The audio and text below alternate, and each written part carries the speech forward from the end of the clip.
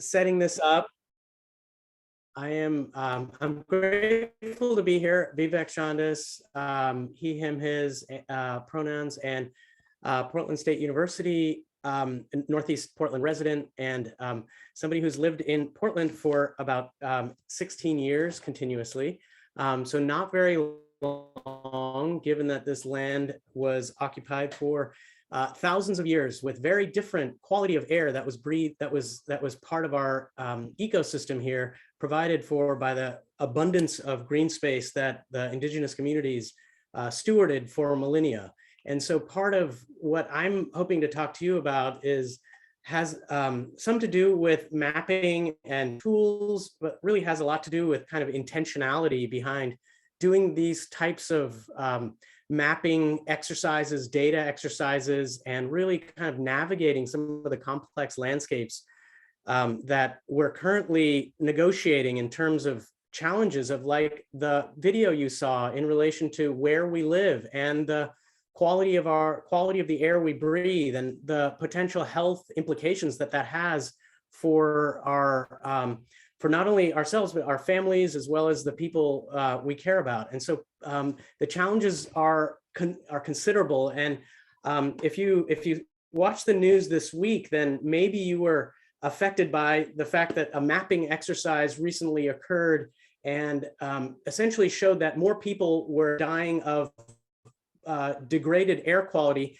than all of the pandemic combined on a global level. And this is something that is not to reduce the severity and impacts of what we're experiencing in a global pandemic. Nevertheless, there are multiple intersecting challenges that communities are trying to navigate. And one avenue that I've found really helpful for having conversations about some of these very complex and hard to wrap our minds around kind of issues is what do we know about what's happening in and around our homes, our residences, places that we visit, places that we spend a lot of time, whether that's inside or out. And so one avenue that our group has found helpful is to start thinking about maps and start thinking about the ways in which the information and that we have about a place can be represented in meaningful, accessible, and accurate ways. And so what I'd like to at least propose to you is kind of three fundamental principles to keep your mind on as you think about some of these maps and tools that you'll hear about today. And the first is the idea of purpose. Why was this particular map or this particular set of information developed? Why was it presented? And what is the intention behind the development of this particular resource that you'll hear about today? So that really comes down to a set of things. It can be done, for example, the purpose could be for consensus building. We could all try to come to an understanding about something. It could be about policy, driving policy, such as the wood smoke policy that we've been hearing about this week and last in Multnomah County. It could be about advocacy. It could be about really advocating for communities that have been historically disinvested and marginalized in decision-making processes and trying to advocate for the right to breathe healthy air. It could be finally for research and development. That's another purpose why we might want to think about mapping tools. The second piece that I think is really helpful for us as we're thinking about maps and mapping tools is the idea of process. Like, what is it that who is it that we're engaging in the conversation about these data? How is it we're engaging communities? It's arguably very different in the last couple of years because of the virtual approach. Nevertheless, it's opened up other means of accessing communities that may not have been able to attend events like this, in part because of challenges of getting from place to place or other responsibilities. And so what's the process for being able to talk about the maps, the information, the specific tools that might be of value is another piece that really comes up. What's the technology being used? Who has access to that technology? Is that process allowing for a pluralistic perspective of technological literacy and accessibility for being able to use these tools that we'll talk about today? That's another really central piece that comes up, is so many dimensions around the process of being able to really engage with the kind of, if you will, easily disagree with me on this one, but as we're coming into this moment of data and information overload and potentially a revolution around information that's very challenging to really manage right now. So what's the process we use in terms of presenting some of those data? And the last thing I want to emphasize as we think about these mapping tools today and what's available and what's not, is really thinking about this lens of data justice and digital justice at that. The idea that a lot of these tools are digital in their form and come to you on screens, and so we come up with several layers of what it means to have access to technology, what it means to be able to have a consistent power in your home, to be able to view these maps and make sense of these maps, aspects of data literacy that comes up in terms of some people not having had experiences with this form of information. And yet here we are serving up a set of maps to communities that may not have really oriented around maps. And how do we ground these tools in perspectives that may be very different than our own when it comes to data literacy? And then aspects, of course, of data justice that have to do with who owns this stuff. Like when we're making these maps, when we're producing these data sets, where do those sit? Who ends up having those, having access to those? Does it matter that some communities have access and other communities may not? And so what are the contours of that ownership, and having those conversations explicitly prior to even developing some of these tools is something that's really essential for situating what we'll be talking about today in the context that allows people to simultaneously know why we're doing this, the purpose, the how we're doing this, the process, and then the aspects of who is involved in this, and where do these resources ultimately situate themselves, and the ownership questions that come up around that. So again, just wanted to kind of provide some context and rounding out some of the more what would we call them? Some of the more kind of information and data rich platforms and tools that you'll be talking about today. I kind of wanted to take a step back in supporting this, the Neighbors Clean Air Coalition, getting there together and really trying to situate these conversations in a little bit of a broader context so we understand why we're doing this, and then ultimately whether there are any implications for where these tools ultimately end up. So let me pause there and open it up for any conversations. There's several of these tools that I have been looking at.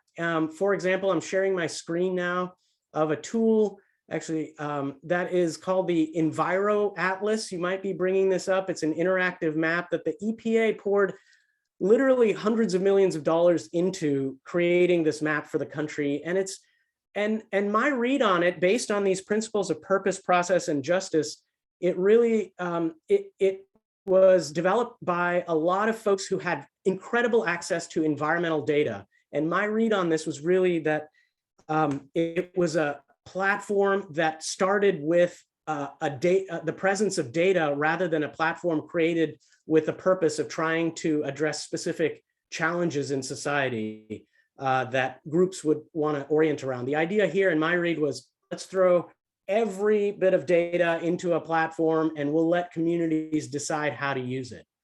You make the call, helpful, not helpful.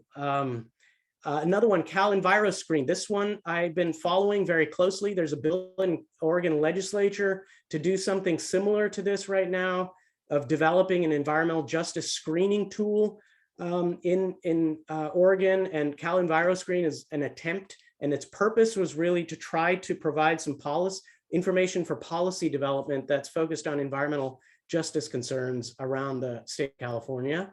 And then our own Metro Map tool, which is local, and example of this is just, you know, a lot of data that's essentially on these that you can highlight and look at in a variety of different geographic contexts then again, just a set of layers, and it kind of relies on the user to navigate and figure out and ask the questions. And so there's a lot of assumptions built into all of these tools. And so I would encourage us, as we think about these tools that are going to show up today, and that the team that have assembled these tools, to really think about the process for how these are going to be used, and then the communities that may be left out during that discussion.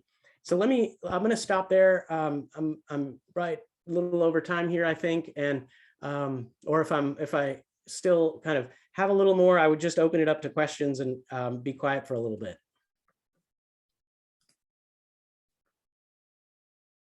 So the maps, I see a question about, yeah, enviroatlas.epa.gov, then Cal Enviro Screen, Metro Map is another one, a little more locally.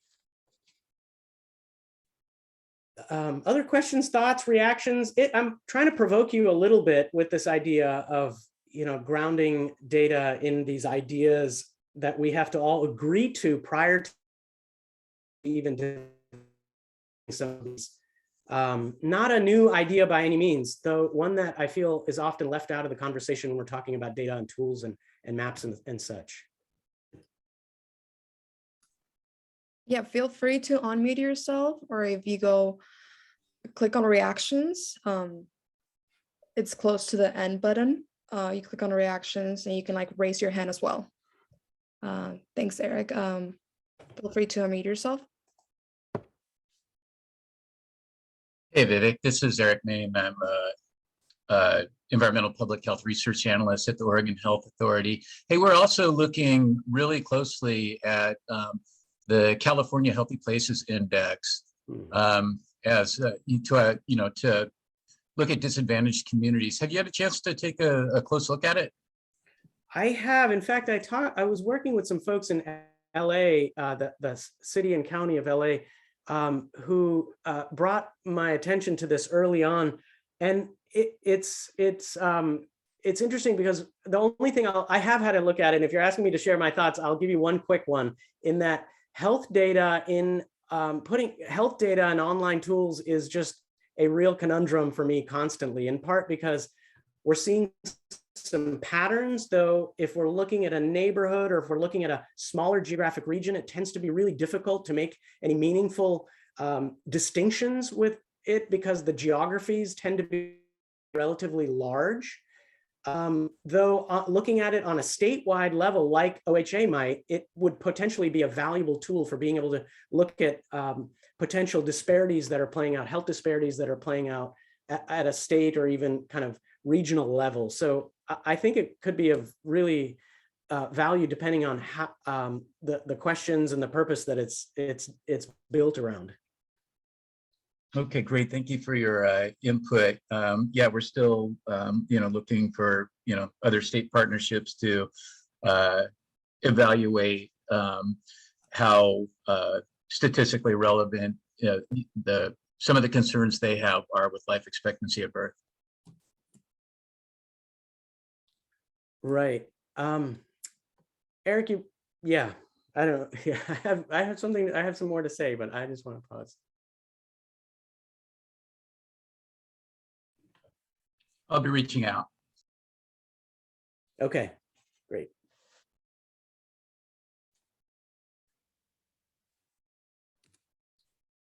Ginger has a question in the chat, curious about presentation, talking about how to share the data, making it personal to people in their neighborhood, which is kind of a perfect segue into my piece.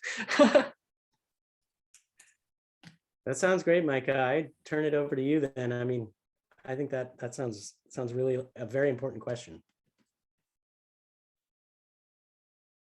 Ginger, I saw you unmuted yourself. Did you have more to say on that?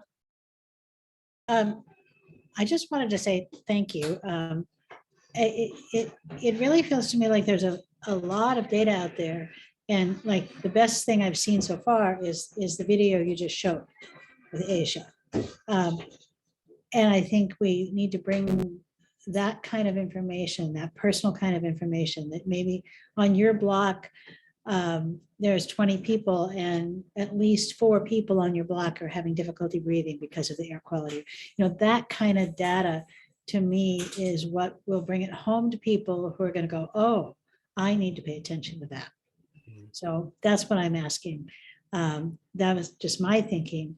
And being a neighborhood association person, that's how I'm always thinking, that lens of how to interpret this big data set to make it personal to the people living in my neighborhood or in each neighborhood in Portland. So I'll let you go and I'll say thanks again. Something that's resonating with me about what you're saying is the question, how do we situate ourselves in the stories that we tell? How do we use storytelling as a tool to understand each other and to understand where our place is on these like weird digital tools with so many lines that have, people have spent hours working on these.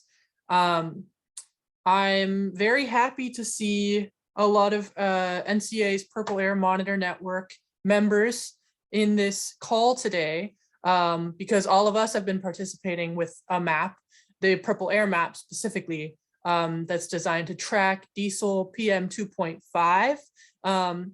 Sorry, diesel is 2.5 particulate matter, and other sizes of particulate matter in the general area. That's not the tool that we'll be talking about today, but that is just an example of an active participation that we all have with a digital tool.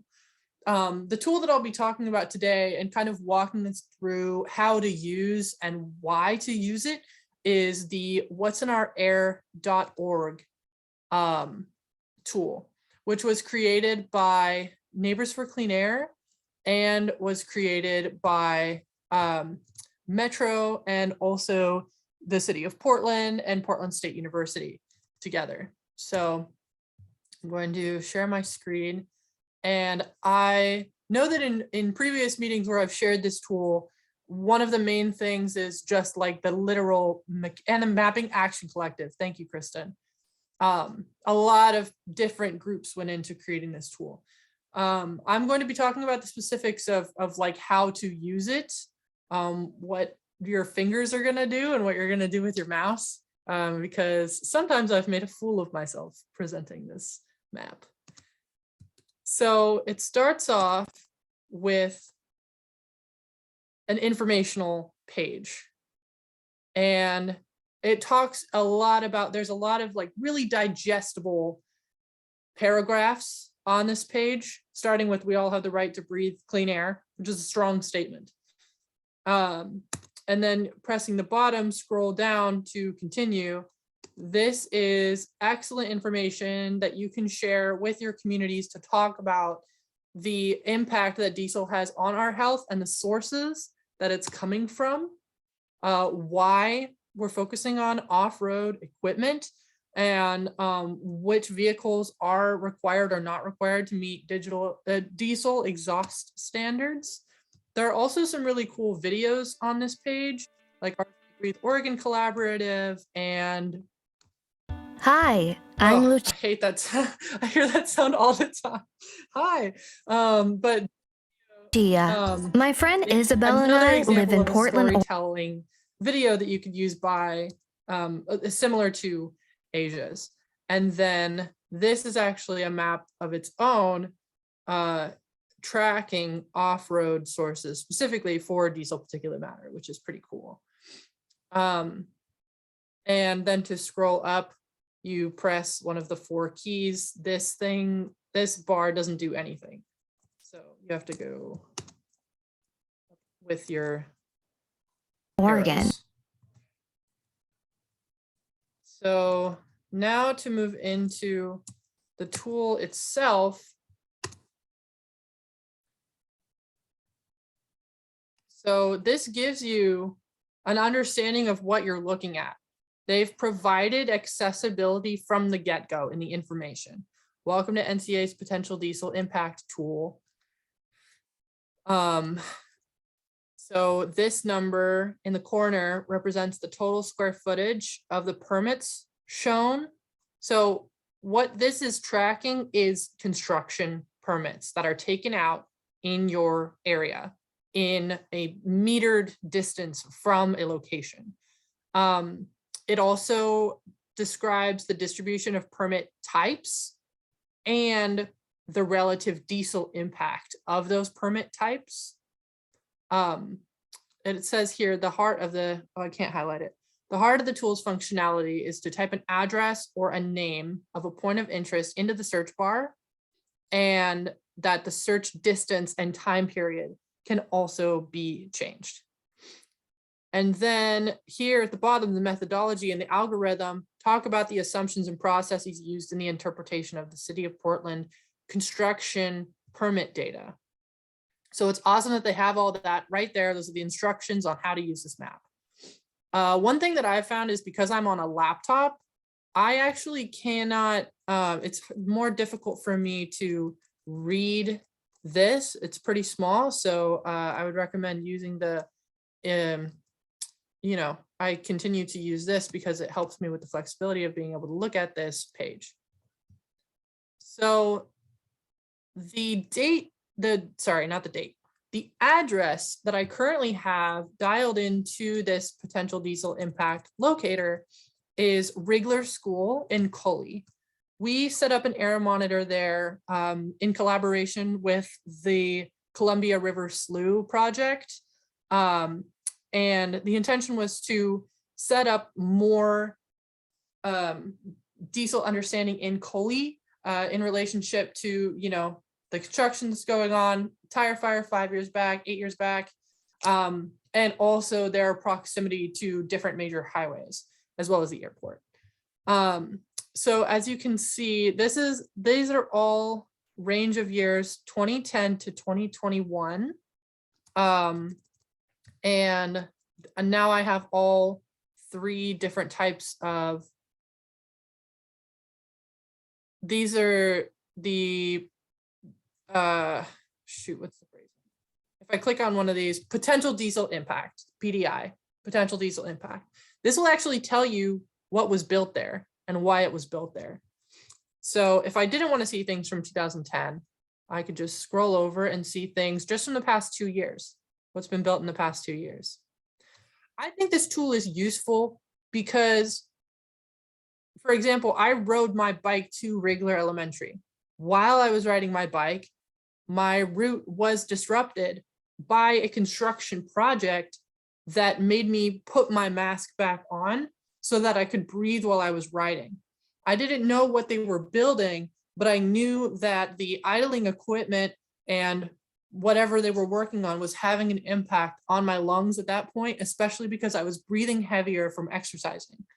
And so I was able to go on here and see what it could possibly be. So here, you know, they tell you there is another dwelling unit that they're building. Over here, there's a new townhome that they're assembling. New single family modular residence. It can be anything from somebody installing a pool to like a major apartment complex going in. And for this, for example, this one has a medium potential diesel impact because it's a 16-unit apartment building with associated site work. The permit was created in 2021. And so this is something that they're currently working on.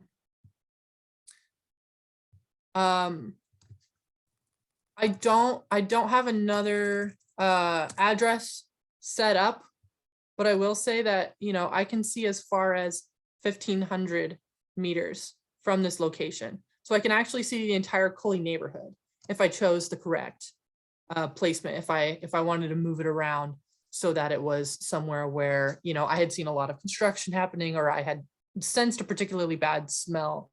And so this is a great awareness tool, especially for people who are dialed into their, you know, communities and dialed into their neighbors, to know what's happening around them. And how do you spell the name of the neighborhood so we can follow along? Cully. I believe that's all the information that I can give at this moment about this tool. I have used it in collaboration with other tools to understand just what's happening at the present moment. And it extended to the Portland urban growth boundary. So you can set it anywhere and understand how many construction projects are currently being used there. The slider tool. Kristen, do you mean the slider tool on the first page?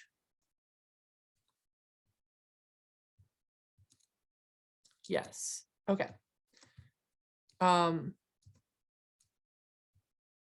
I've been asked to show again the smaller tool on this. Hi. Hi. So in 2011, the Oregon Department of Environmental Quality developed the Portland Air Toxic Solutions Project. And this project measured and estimated air toxics in Portland and identified health-based benchmarks for each toxic. In the final report, maps were created to model the average annual concentration of toxics in Portland for 2017, including diesel particulate matter, which is shown in this map to the right. So this map shows the amount of diesel particulate matter from off-road vehicles represented using the benchmark level of, I wish that I knew what this means. Does anyone in the room know what this measurement is?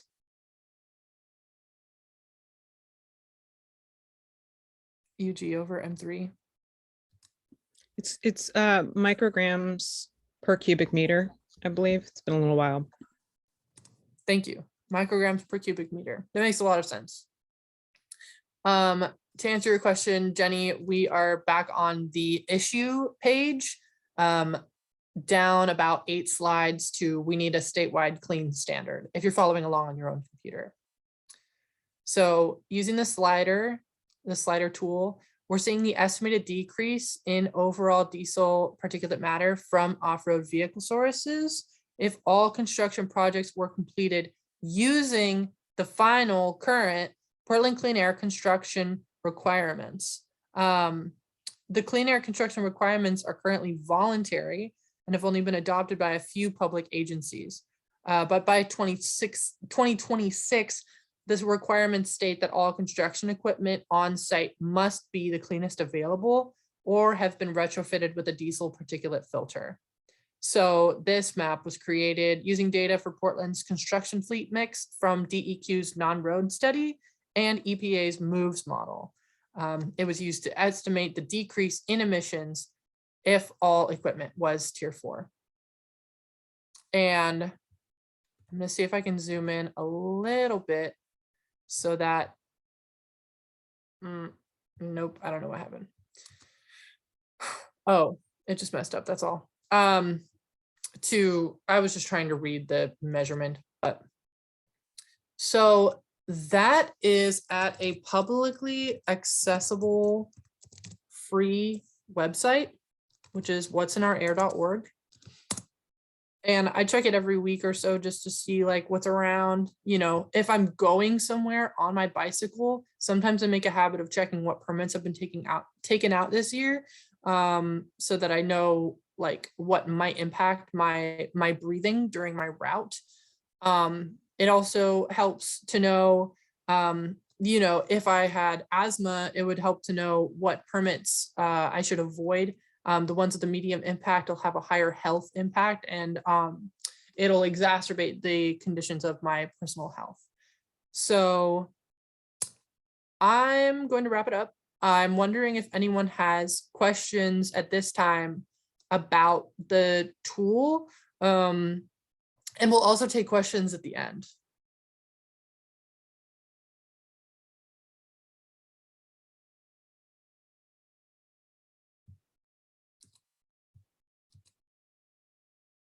One cubic meter is 35.3 cubic feet. Oh, interesting. Thank you, Jenny. Great. I'm going to pass it back to Ariadna, and if you're still cooking up some questions, we'll be happy to hear those at the end. Thank you for listening to this portion of the lecture and sticking with us. Yeah, thank you so much, Micah, for that presentation, and also Professor Vivek Shandas for providing us context about the importance of these data communication tools. Once again, I want to remind you all, if you want to ask any questions, feel free to drop them on the chat, and also use the reaction to raise your hand. It's by the app's logo that's right next to the end meeting logo as well. So feel free to raise your hand, and I'll know if there are any questions. And I'm excited to also introduce another speaker. Where I'm like trying to look. Oh yeah, Andrew Oliver, who's the creator of the Getting There Together GIS map, which is a transportation equity mapping tool, which I'm super excited to talk about and introduce to you all. And yeah, feel free to like introduce yourself, Andrew, your background, and also you can dive into the introduction of the GTT GIS map. Thank you. Cool. Hi, everyone. Thanks for having me.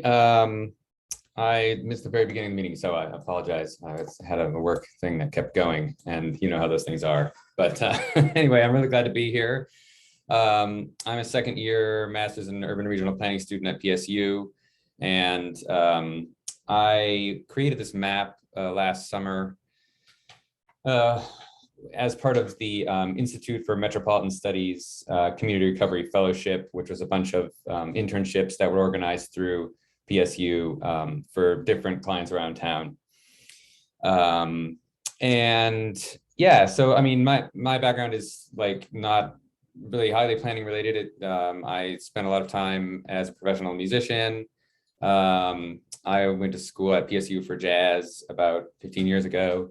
And the past couple of years, I've kind of changed a large trajectory here and ended up in this planning program. So I'm working mostly with affordable housing at the moment, but also transportation. And this was a great opportunity for me to just like delve into a bunch of data about the region and also understand more about how to use GIS to, you know, advocate for transportation equity. So I'm going to share my other monitor here. The map is hosted by PSU now. I'll put the link here. I'm sure it's elsewhere. Oh, I shouldn't send it to everyone. I'll put it in the chat for now. It's a really laborious link, but that actually is the link. We can maybe someday find a way to shorten it. But the basic idea is, you know, we looked at the Getting There Together priorities, racial equity, emissions reduction, accessibility, and safety.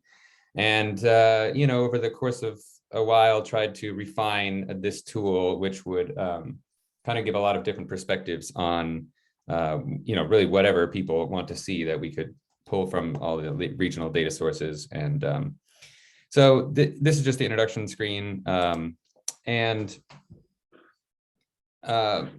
I'll just go through what you see. I mean, this is just the directions here. On the left is the legend.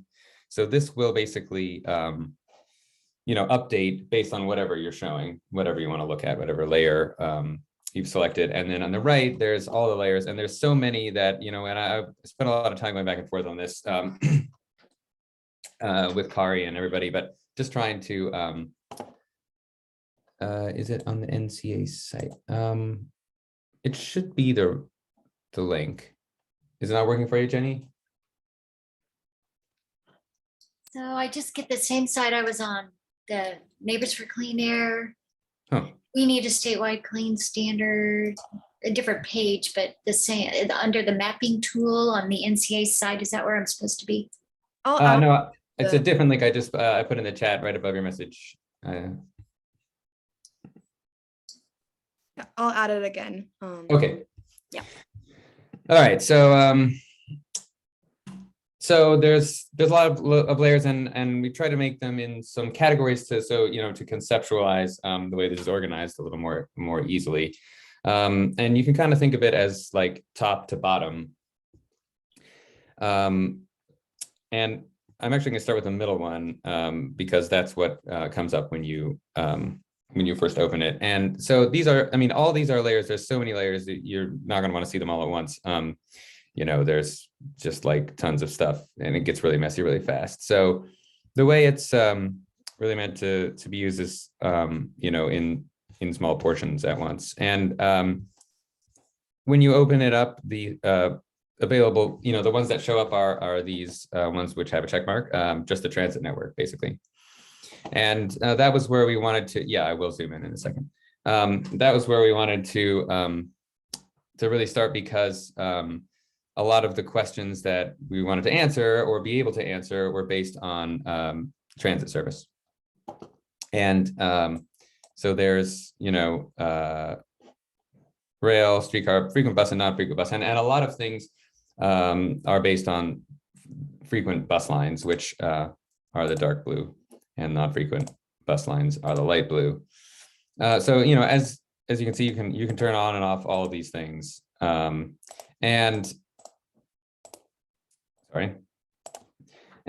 so as you kind of scroll through here, you can see it kind of goes in a logical way from things that are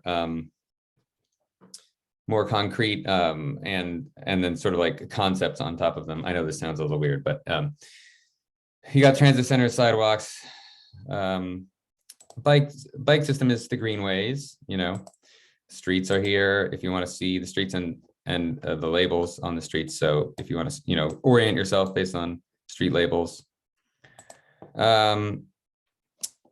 And then on top of it are, you know, other things you might want to see: schools, grocery stores.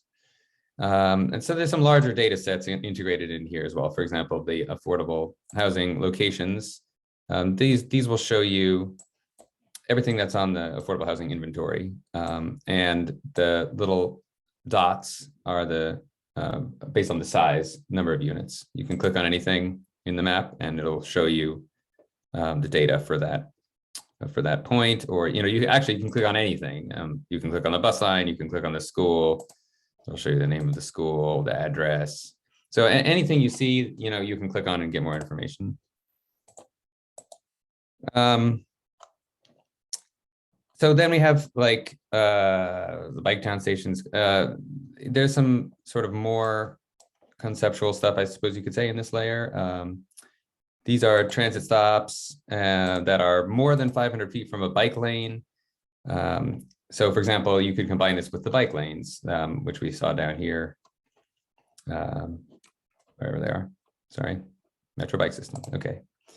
And you can see, you know, that that this layer will show you where your transit stops are that that are not easily accessible by a bike. And these are transit stops that are not easily accessible by sidewalk, which is not really a lot of them in downtown, obviously. But if we go farther out west here, we can see, you know, along this transit line, a lot of these are in areas that don't have sidewalk access.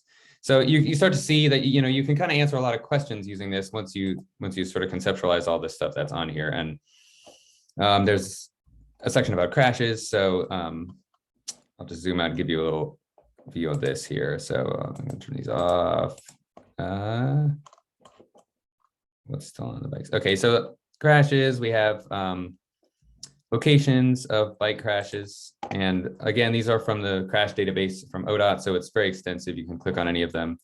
You can get all sorts of information, where it was, how many lanes there are, what type of injury, non-fatal injury, what the weather was. The crash ones really have a huge amount of information in them. So that can be useful to look at. The pedestrian crashes are there. And then this is arterial roads by pedestrian crashes. So by that, I mean, you know, the roads are colored by how many crashes happened on those roads. And again, over here on the left, the legend will always show you whatever layer is selected. So when you select a layer, you know, the key will come up. And in this case, you can see that, you know, in these sections of road that are red, there were 4 to 5 crashes in this time period. The yellow roads had 1 crash, etc. Okay.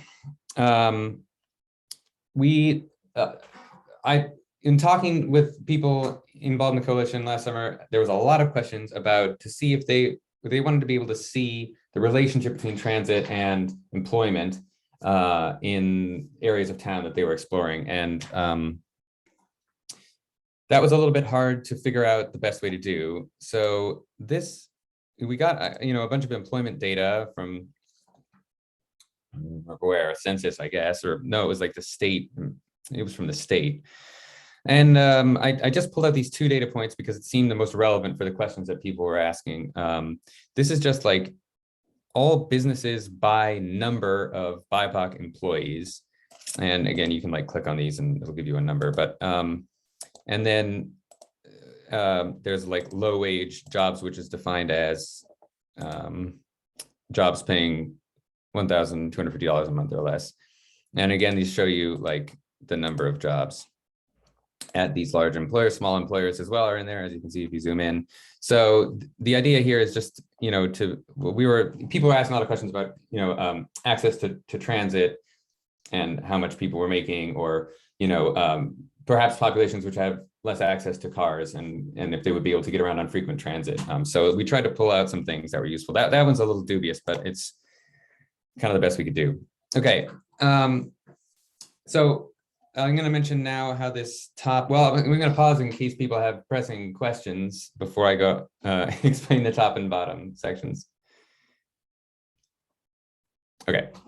The upper section here is things that are overlays. They go on top of everything else and you can use them to sort of visualize relationships. And there's just a few. Going back to crashes, this is just a heat map of crash locations, fatal crashes. So you can see like where these sort of nodes of more dangerous activity are. I'm going to turn the streets on so we can, okay, it's not a surprise, 82nd up here, we know that's a dangerous area, etc. So that's more of like an overview of, yeah, that's a good question, the low age filter. I'm not sure actually if it takes into account part-time workers. I could look into that and let you know. So I did that, and then we have all job locations, which is the same thing to all job locations here will sort of just show where employment concentration is in general. Again, not totally surprising, OHSU or downtown, et cetera. Okay, these next 2 are a little confusing. So I'm going to turn the transit network back on. Okay.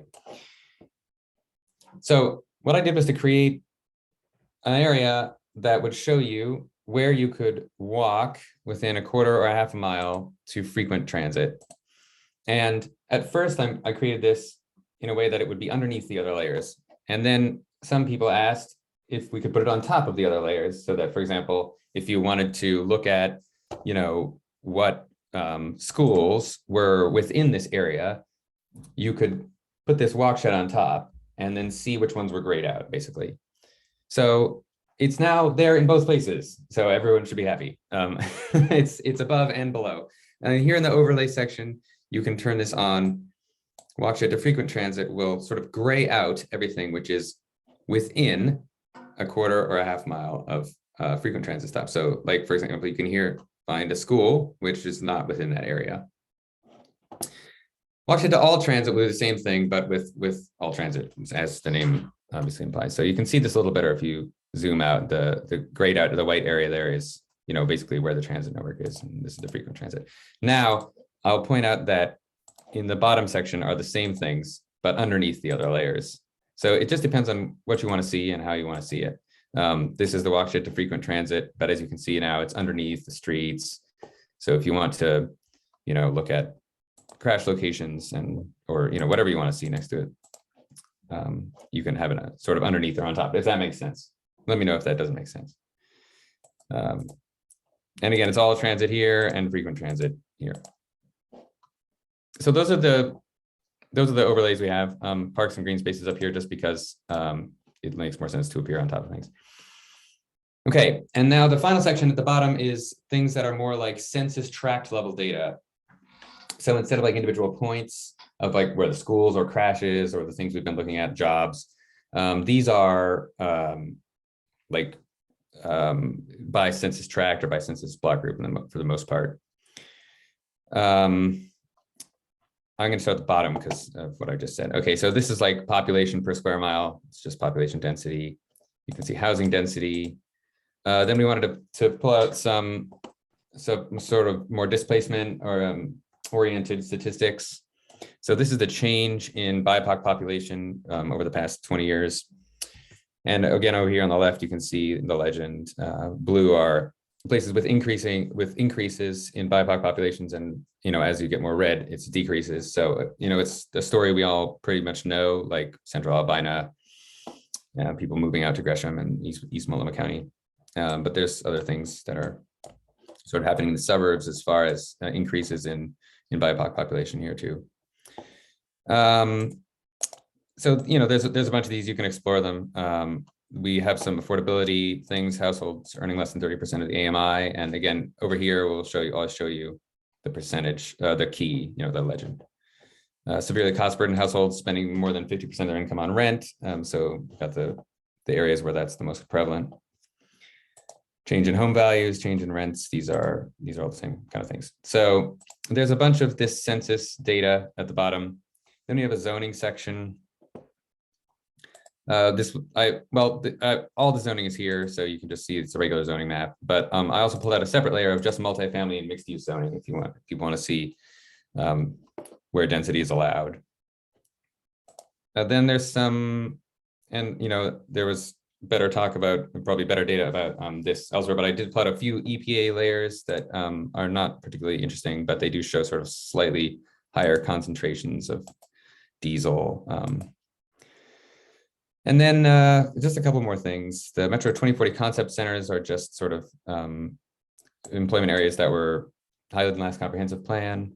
And these are also Metro boundaries of employment in industrial areas that they have pulled out in their GIS layers. So there's a lot of stuff here. The idea is that this is sort of hopefully somewhat user-friendly and able to be tailored to the stories that you want to be able to tell, things you want to be able to understand or research, understand intersections between all these different factors, accessibility to transit, employment, pedestrian and bike safety, all these things, affordable housing, etc. And I hope it's useful. It was tricky to try to figure out how to create it in a way that it was really tailorable to answering a lot of different questions. But there it is. And I see a question from Sarah. Are the data layers publicly available? Most of them, yes. There were a few things that were in the Metro RLIS database that I got through PSU that aren't on the public RLIS database, but most of it is publicly accessible stuff. Oh, thank you. Yes, I see a spelling error I can fix. Yeah, so questions, comments, complaints. I'm happy to entertain them.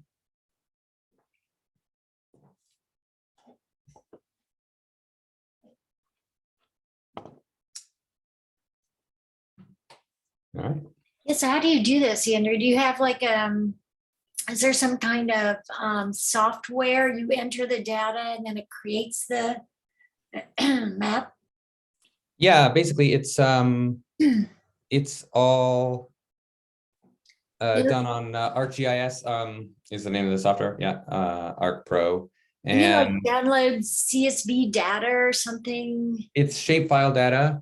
So like each of these layers has a table which has not only the geographic coordinates of the information, but also a bunch of other things, which are the things that you see when you click on it. Like all this stuff is in a big table, and then the software allows you to manipulate the way it displays the symbol, where it is in relation to other layers, and you can also do analysis on it in there.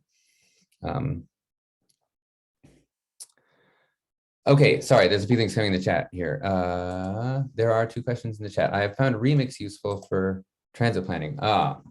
Yes, I don't have plans to do anything more with this myself, but it may be possible to get somebody to put it into Remix. That's a good question, Ray.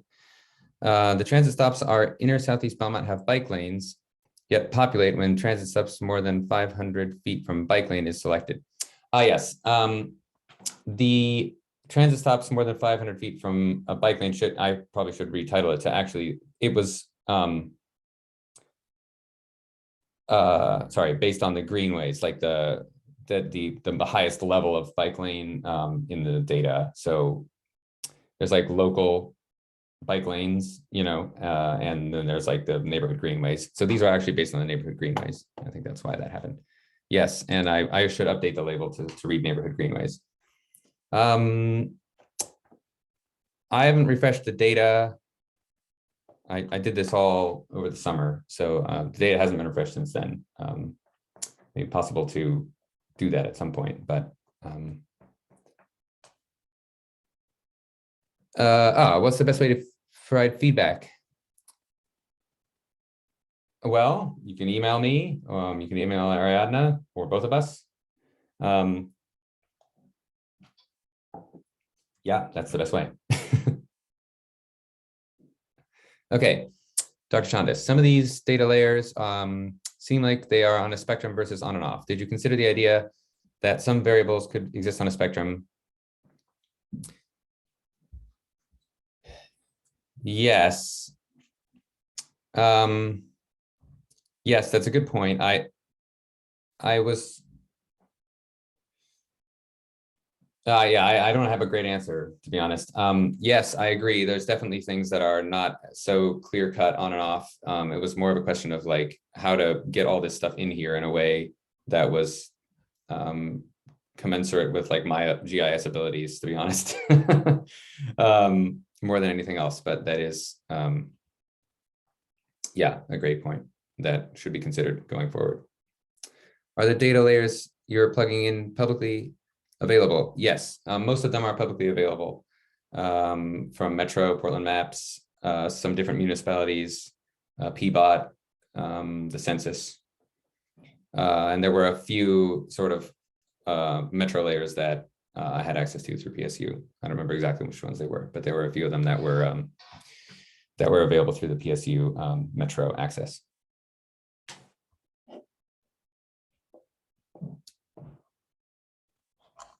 Cool.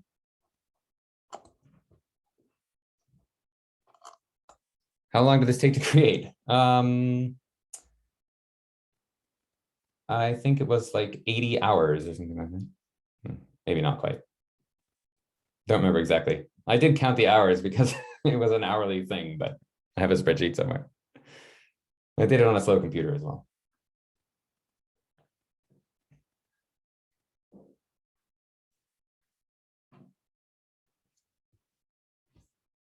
Thank you.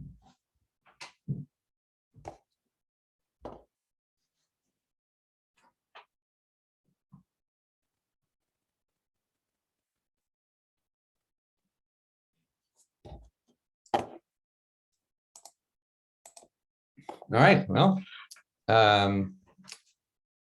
thanks, Ariadna and everyone. I guess I'll pass it off to whoever's next.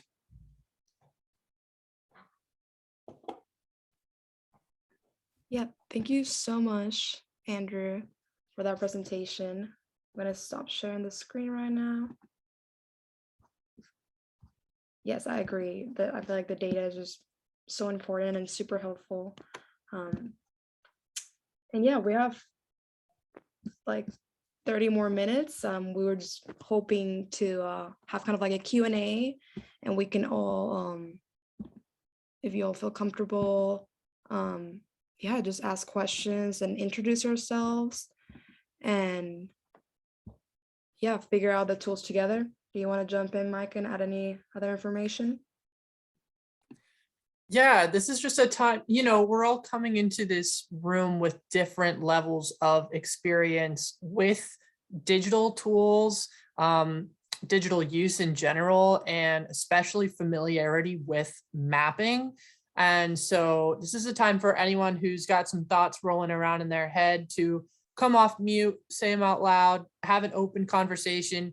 Of course, it's a little difficult on Zoom, but we really appreciate how respectful everyone has been of the speakers so far. And if we just extend that same respect to each other, we can have a really fruitful conversation before we close at 7.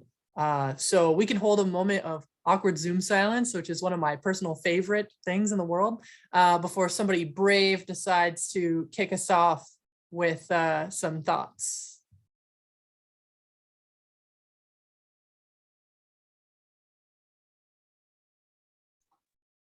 I'll start because I'm brave. Sarah, I enter on the Street Trust, also a core member of the Getting There Together Coalition. Thanks for pulling this together. It was very, very informative. I'm so excited to see everybody here and the tools that you're working on. One of the challenges that we're facing in our organization is how you make this information very, very accessible to a general public with a very, very low working knowledge, potentially, of transportation policy. And so thinking about even, which layers you put together to tell a story in a way that can help us empower and mobilize communities to connect with decision makers on their own, because their voices are more powerful in those advocacy spaces when they go well equipped to decision makers to shape outcomes where they live, is something that we're struggling with in our organization. And then also what we've heard from some of our community partners is that they've been collecting data in their organizations for years, and no one ever does anything with it, and how they get the data from their organizations into these tools as well, so that again, their voices, their stories, their experiences, and their local knowledge are represented. So I'm just curious if anybody here is succeeding on those fronts and has tips, or if there are any premier examples that you've seen elsewhere. The closest I've seen that I'm looking at as a model is the Healthy Streets Scorecard out of London, that a coalition brought together to push back on TFA's Healthy Streets policy, just to show where they were winning and where they weren't in that rollout across the city.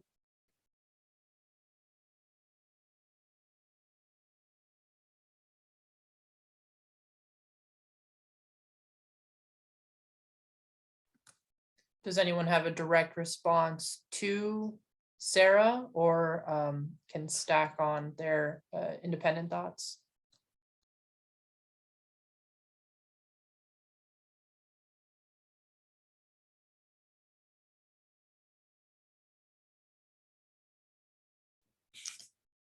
Ginger.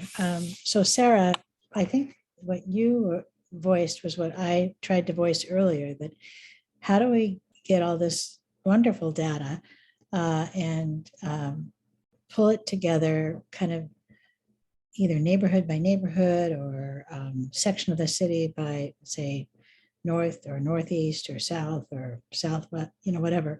And then come up with the combination of the data and the personal stories. I think that's what we need, the combination of the data, because this would be overwhelming in a public meeting. At least to me, I think it would be. And then how to come up with more. Anyway, thank you for saying that. And I'm struggling with, how do I bring this together? How do I pull this together? And I'm actually not in a position right now. I'm out of state, and I will be for another couple of weeks. But it looks like I'm going to have to sit down with these data sets and play with them and see what I can pull together for my area of town, and then come up with some ways to present it.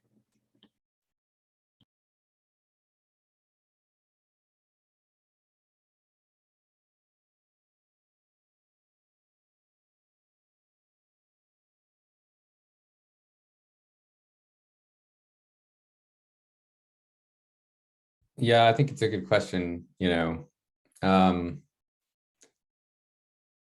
That I feel like there's, it can be complicated to get the data into like the most useful form, especially if you also want to analyze. Like, I feel like this map is useful because you can see things, but it doesn't necessarily give you like some type, if you want to, like to aggregate things by a particular neighborhood or whatever. And that can be tricky because it requires like much more sort of finicky software, I guess, than like the online version will give you. There are like plenty of tools that exist for people being able to input their own things to maps. Then again, you still have to have someone to do something with the data on the back end. But they're, like, because like Esri, the company that makes all this software has, you know, crowd sort of mapping interfaces where you can have people input like their own personal data, whatever it might be, if you're asking questions about, you know, their neighborhood or transportation accessibility or any kind of experience, like into a map that can then be, you know, aggregated or manipulated. But yeah, there is that back end question, which I think is also can be tricky, but it's not a great answer, but it's definitely acknowledging the way that I think, like, yeah, maybe some avenues for improvement in mapping software, I guess, which probably exists too. I'm not a total GIS guru or anything. And I think that Dr. Shandas has shared an interesting website here too that I was just looking at too. Yeah, story maps are great. And it's something that you can do with the other one that you shared there, for example, that you can do with this kind of data that, like, I put onto this map. And they're not particularly difficult to create, but it is proprietary software. So like I was doing that all through PSU's account. So there are barriers, you know, that exist. There's also open source GIS stuff that exists too, but again, that can kind of come with some pitfalls too. Sorry, that's not a totally positive answer, but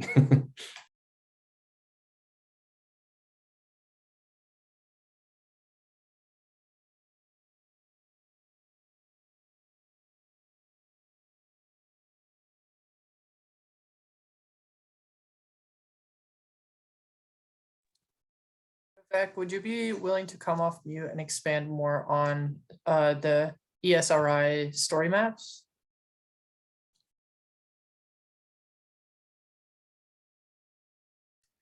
Sure. I'm curious. I don't. I could jog folks thinking about it, though. The idea that I just quickly maybe offer that this is a company, ESRI. They were known as Environmental Systems Research Incorporated, and they're owned by essentially one.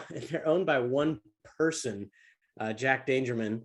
And it is an interesting story, but not to get into that too much, but they own the lion's share of mapping software known as ArcGIS. And the thing that Andrew was presenting on, and many of these story maps are based in that company's, that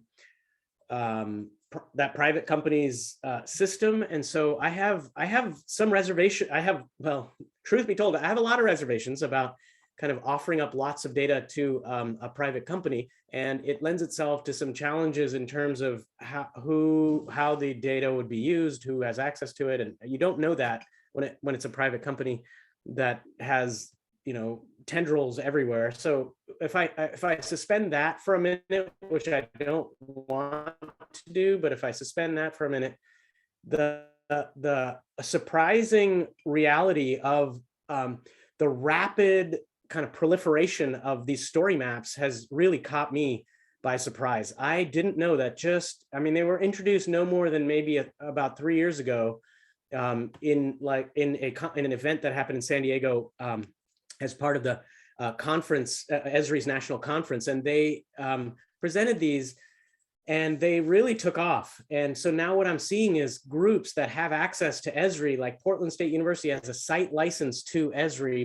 Many universities across the country have a site license, meaning site license means that anybody in that institution has direct access to all of the tools that that particular company provides. And so in this case, Esri provides kind of pretty much unfiltered access to all of their tools, because they really want folks like Andrew, here's my little side personal critique, folks like Andrew and others to be very well equipped with these tools so that when they go out in the field, these are the tools they know and these are the things they'll use. And so it's a very strategic business model in many ways for a company to do this with educational organizations. And so anywho, that aside, again, the story maps are something that really have brought topics that don't generally get a lot of airtime, direct attention.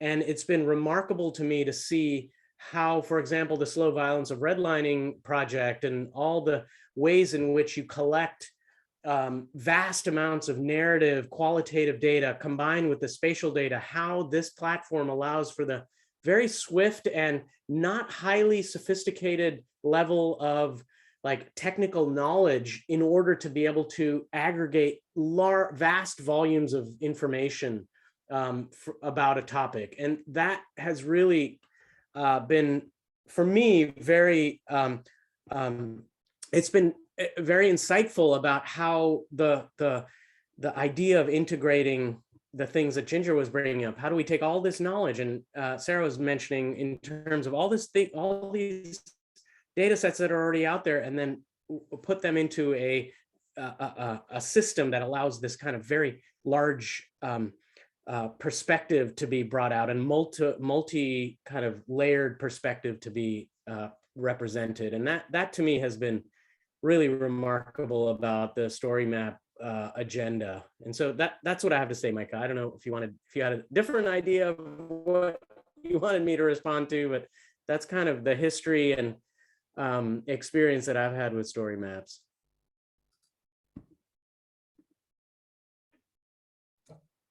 Yeah, personally in my work, I started off my career with environmental justice in the English field, essays and articles. And so making language accessible and available to everyone is kind of an impressive feat.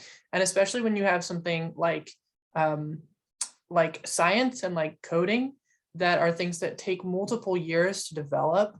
I think one thing that we can kind of point towards is building relationships between disciplines, which is difficult in this time particularly, but we're seeing it in this room, with people who are, either choosing themselves to be leaders of their community, to be leaders of nonprofits, or to offer their scientific skills. For example, I know that the Getting There Together Coalition is working on their own story map, their own here are stories of people using transit, and that will hopefully connect to a wider understanding of the impact that walkable transit particularly has on people being able to divest from fossil fuels and from extractive oil, which is exciting.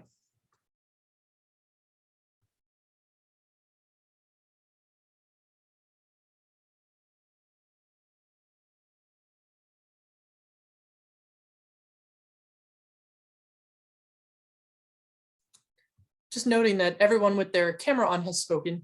And so, people's engagement with this meeting, I think that, I'm not making an executive decision here, but I'm suggesting that we could end early. Oh, unless Joan would like to. No, I just really want to thank you, all of you, for the work that you're doing within your jobs and outside those boundaries. It's an amazing tool. Andrew, thank you for making racial and social justice more accessible. I think as a communicator and someone who works in social media, I can definitely create some maps and put some language around it. So I'm really appreciative. Yeah, that's awesome. I've already shared it with my neighborhood association, so I hope you don't mind if you get more hits. Yeah, send it around.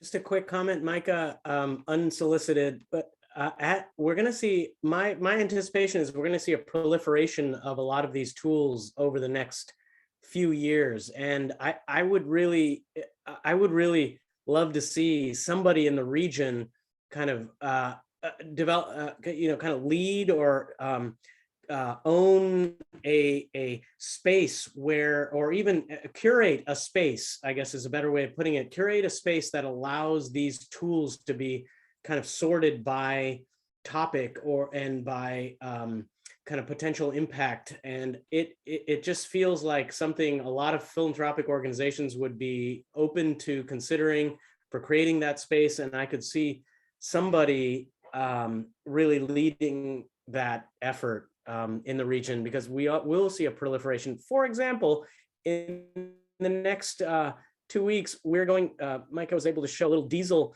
a diesel tool, we're going to be based on a project funded by the EPA and DEQ. Meenakshi Rao's here, who's at DEQ and leading, sorry Meenakshi to call you out, but is going to be leading the program officer at DEQ about this project that allows one to go to a site and look at different scenarios of how diesel would affect communities across the region if we were to improve the construction vehicles, if we were to change marine idling requirements, if we were to think about changes in terms of rail and rail traffic, all things that are non-direct road mobile. And so these are scenarios that one can kind of can navigate through and provide a way to look at the schools, the extent of exposure to diesel in specific schools across the region, in bus stops, in neighborhoods more generally. And so that tool will be emerging in the next 2 weeks. And I would love to have that kind of find some space that an organization could really say, hey, here's a tool and here's the purpose of the tool. Here's the process that went into building of this tool. And here's who owns and allows us to, and what our intentions for accessibility of the tool look like. So that's all going to come up very shortly here. I'll leave it at that. Thank you. Sorry it took so long to say something very simple. Vivek, thank you for outing me, I guess. But somebody had their hands up. So before I see anything, I will give them a chance to talk. Yeah, Joan, if you have a question, feel free. Sorry, yes, I do. I just have one quick question. I apologize for my lighting. So all of the mapping data that I saw, Andrew, are the emissions from, we live right near the Brooklyn Intermodal Rail Yard, are those included as well? Because that's e-commerce data. Yeah, I feel like the emissions were like the weakest part of that map. There was some PSU work that was much better at making a more localized map of emissions in Portland, and that's available in an article, I believe, somewhere. Professor Shandas probably knows, or maybe even did it. But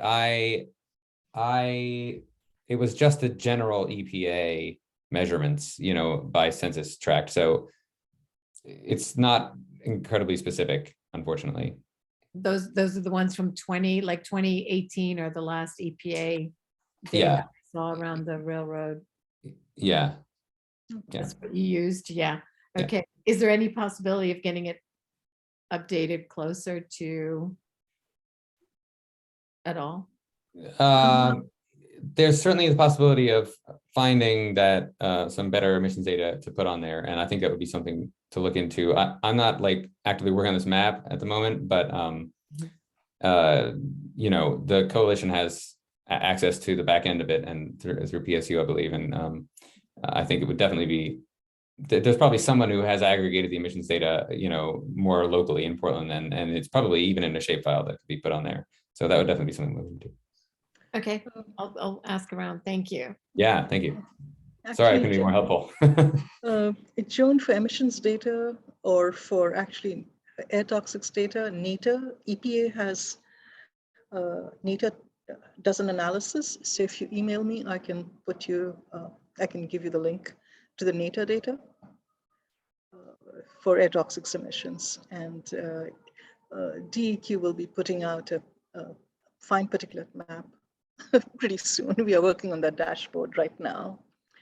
But I just wanted to I came in very late into this meeting, but I just wanted to say how informative this meeting has been, because definitely DEQ is looking at ways to make the data that we collect a little bit, more available and more accessible.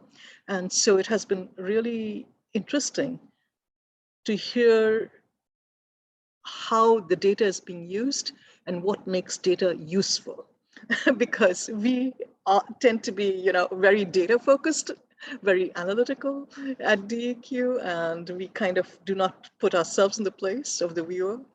So I just want to say thank you very much, and also feel free to kind of reach out to us. If you need data related to air quality, I mean, I'm in the air quality division, so I'm going to say air quality, but if you need environmental data, because that is what we collect and that is what our mandate is to provide to the public. And I will put my email in the chat right here, over here.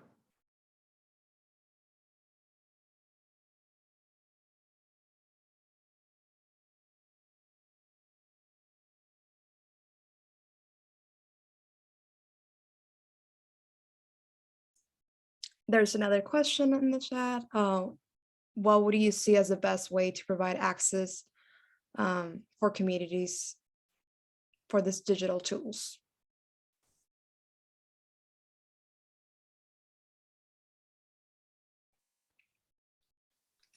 Is that a general question, Karen, or is that pointed towards someone specific?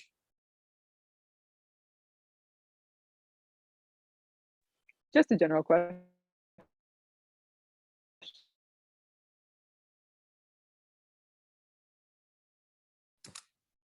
I think that's something that we are all, it sounds like, actively brainstorming in our different lines of work.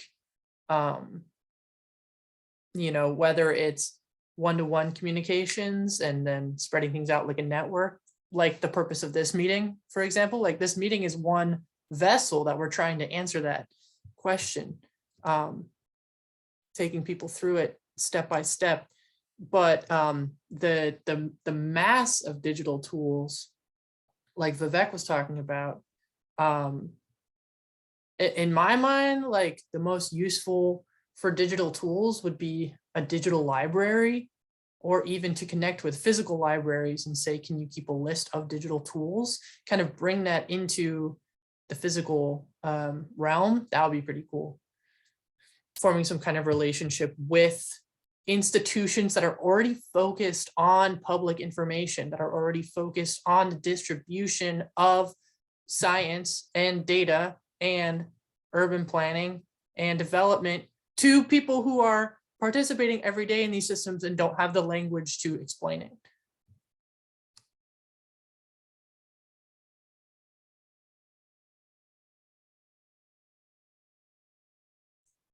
Yeah, following up what Micah just brought up, I think it's so important to have this meeting so that we can bring it back to our respective organizations and groups and be able to provide this information that's so valuable and like meaningful, but a lot of times this gets ignored because there's a lot of digital information that's hard to just digest at times. And I was also just thinking like, yeah, making it more accessible. So like people, you know, who speak a language that's not English can also be able to like access this and comprehend where they're at and what's around them.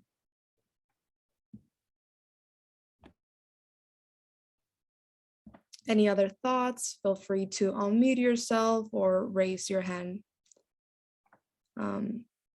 with the reaction option.